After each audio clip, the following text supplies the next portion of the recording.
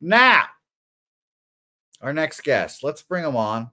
MLB season, the high season, the postseason is here, and we've got 4 games to break down, all happening mañana. Great games, and even his Doyers are in effect as well. And I assume his favorite pitcher of all time, the Cooperstown curveball, in there as well. So let's bring him on. He fucks the bookies, Mr. Sharpie in the joint. Sharpie, how goes it? Man, I'm high as fuck, bro, but not off mushrooms. So I'm sitting here looking at some of these backgrounds, and I'm like, bro, this is for dudes on other shit than I'm on, but I like this one. The money falling slowly. Yeah. There we go.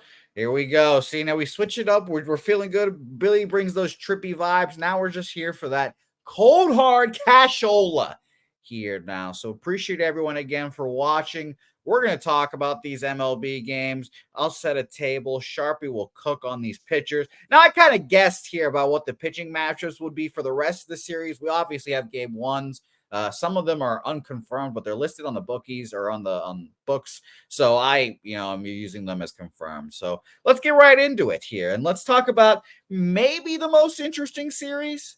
It's the shortest line wise, series price wise. These teams split in the regular season as well. 3-3. It's the Oakland A's. Jesus, the Orioles here versus the Tampa Bay. Jesus. Whoa, Texas bro, you don't Rangers. even fucking get high, bro, like that, dog. What are you doing? I don't know. I guess I've got the Rays and the A's stuck in my head. And I'm thinking the Baltimore Orioles have been your fucking team all year, and when you get to them, you just get tongue-tied. Exactly. They've been my team all year. They're going to continue to be my team this year. I've been Dr. Chalk when it comes to my postseason predictions here. I'm like, all right, well, wake me up because I think it's going to be both 1 seeds, Orioles, Braves win, and we'll move on with our lives here. But this series price is interesting. The split of the season series is also interesting. 3-3. You can get the Orioles at -125, the cheapest price for any of the favorites here. And, again, they've been my squad the whole year, so I'm backing the Orioles here. Dane Dunning versus Kyle Bradish, game 1. I'm expecting Jordan Montgomery to go in game 2.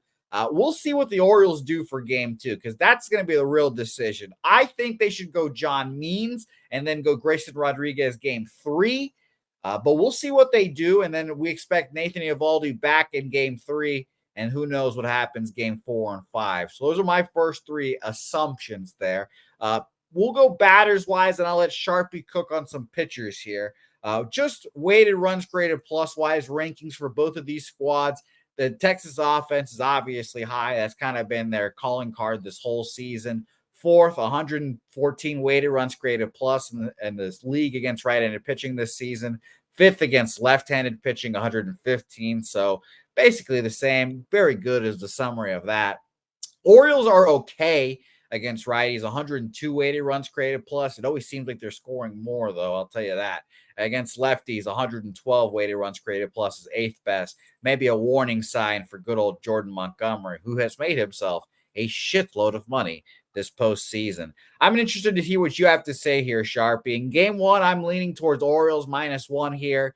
And I'm staying away from betting series prices because I think you just make more money betting the games individually. So I lean Orioles here. I think they win in 4 games. What do you think? What I learned by watching the Phillies game is every one of these teams who won in 2 games, which it was every one of them, their game 2 pitchers should be ready on regular rest game 5. So expect Montgomery 2-5, expect Wheeler 2-5, and so on and so forth. And down the line, they should be, with the days off that they got, in line to make their starts the way they should. I think Texas has got the pitching advantage by far, bro. You're a Red Sox guy. You fucking whap me one more time, fucker, I'll whop you. And at the end of the day, Eovaldi is that dude in the playoffs until he sees the Astros. And they got the better starting pitching. That's been the problem with Baltimore for me all year long. Everyone knows I got my book. I ain't got one fucking pitcher in Baltimore in my book. At the end of the day, their bats have taken them this far. We always know what the bats do in the playoffs. They're going to cool off.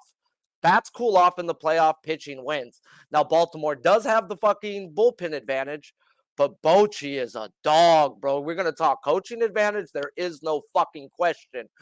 Bochy is that dude. Bochy's been there before. He's won it before multiple times. This is a new spot for this Baltimore team and their coach. So at the end of the day, I favor Texas in this series, bro. I really do. I think they got the better coach, the better starting pitching. And God, they may have the best lineup going. Carter batting ninth. You know who they compared that kid through his first month, stat by stat wise, in his first month? Juan fucking Soto. This kid has a 9% chase rate, spitting on elite pitchers shit, bro. And if he's still batting in the 9-hole, that's just turning around their lineup every fucking time he's up there. He'll take a walk. He'll get a hit. The kid is that dude. Everyone talking Kyle Lewis. Nah, bro. Carter. He is that kid, bro. He's that dude. So I favor Texas in this series, but Bradish is the better arm going into this game. So I do favor Baltimore game 1. And then I think Texas storms back with the better pitching. It's going to be a fun series. I'll tell you, I think this will be the most competitive series of all of them. Well, I have hot takes, I guess, about Braves Phillies, but I'm excited about this series because it's going to be a lot of fun. I think the Orioles Camden Yards is going to be rocking there.